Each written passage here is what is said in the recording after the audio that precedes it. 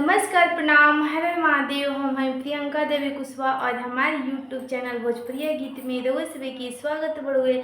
रउआ सभे के बीच में बहुत प्यारा सा छोटा छठ भजन गीत हम लेके आ गई बानी। गीत के पूरा जरूर सुनम जा, वीडियो को लाइक शेयर जरूर करब जा। अभी तक ले चैनल के सब्सक्राइब नहीं किया कैले तो चैनल के भी सब्सक्राइब जरूर कर ले जा। कमेंट बॉक्स में लिख के भेजम जा हमारे गीत का कैसन रउआ सभे के लागल और गीत के कहाँ से सुनता नहीं जा।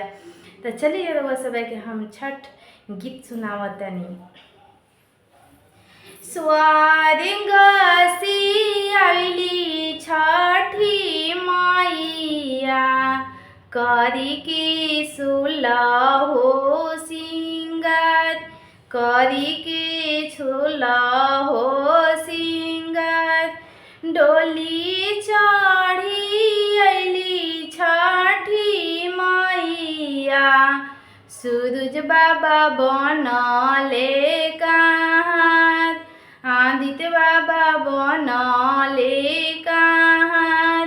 सातो रंग चमकेला डोलिया, ओहा पर चुनारी ओहार, ओहा पर पियरी ओहार।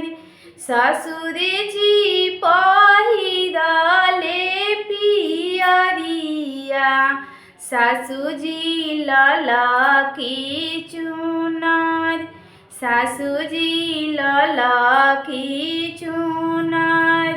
माथा धई ससुर जी दौरावा, सासु जी लिहली सिंदूर, सासु जी लिहली सिंदूर।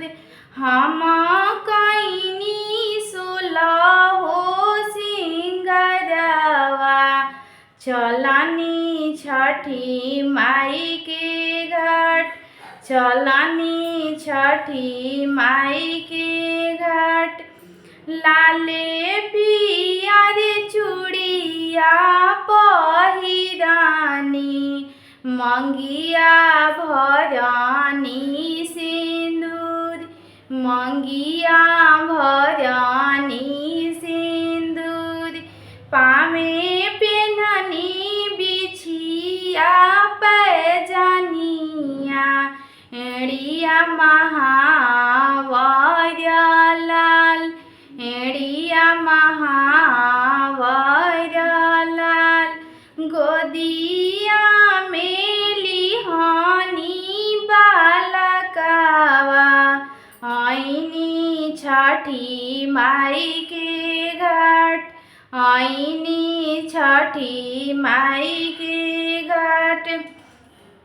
बिंदी से कईनी छठ बरतिया, भरल रही सेनुरा मांग, भरल रही सेनुरा मांग।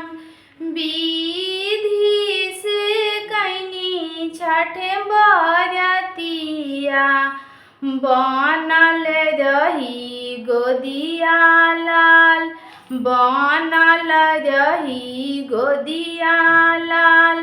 विधि से कईनी छठ बरतिया, घरवा में भरले रही भंडार, घरवा में अन्न धन भंडार। छठी माँ स्वारिंग से अइली छठी माइया, करी के सुलहो सिंगार, करी के सुलहो सिंगार। डोली चढ़ी अइली छठी माइया, सूरज बाबा बनले कहाँ, आदित्य बाबा बनले कहाँ।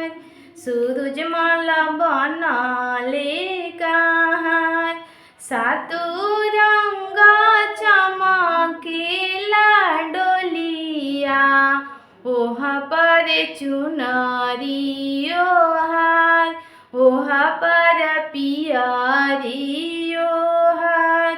ओ तोह पर पियारी